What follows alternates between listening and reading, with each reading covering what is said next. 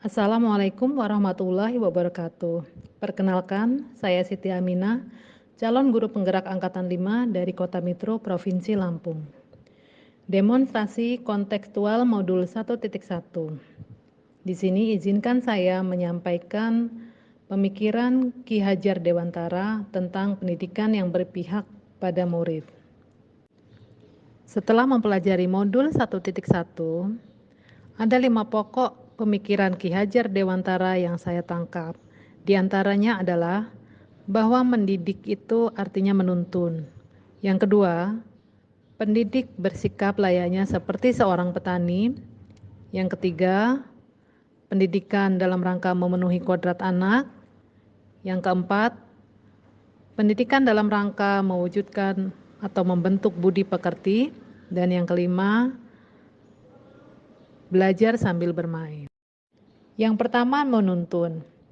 Menuntun berarti, sebagai seorang pendidik, kita harus dapat menuntun segala kodrat yang ada pada diri anak, sehingga anak dapat mencapai titik keselamatan dan kebahagiaan yang setinggi-tingginya. Tetapi, pengertian menuntun di sini bukan menuntun pada kodrat dasarnya, tetapi menuntun untuk memperbaiki tingkah lakunya. Yang kedua, pendidik ibarat petani. Perumpamaan ini menyebutkan, misalnya seorang petani yang menanam padi dan ingin mendapatkan beras yang unggul. Maka petani tersebut harus melakukan berbagai cara dan juga harus sabar dalam mengurus tanaman padinya. Dalam pembelajaran, sebagai seorang pendidik, kita harus memiliki banyak cara, kita juga harus bersikap sabar dan ikhlas, agar kelak anak didik kita akan menjadi generasi atau anak yang baik.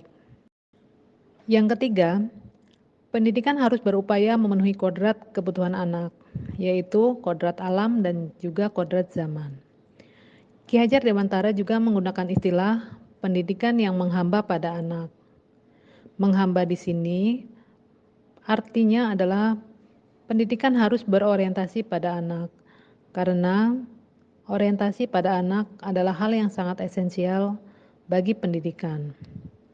Untuk bisa mewujudkan ini, pendidik harus memposisikan diri sebagai orang tua atau sebagai ibu atau bapaknya, karena hanya dua orang inilah yang dapat menghamba pada sang anak dengan semurni-murninya dan seikhlas-ikhlasnya.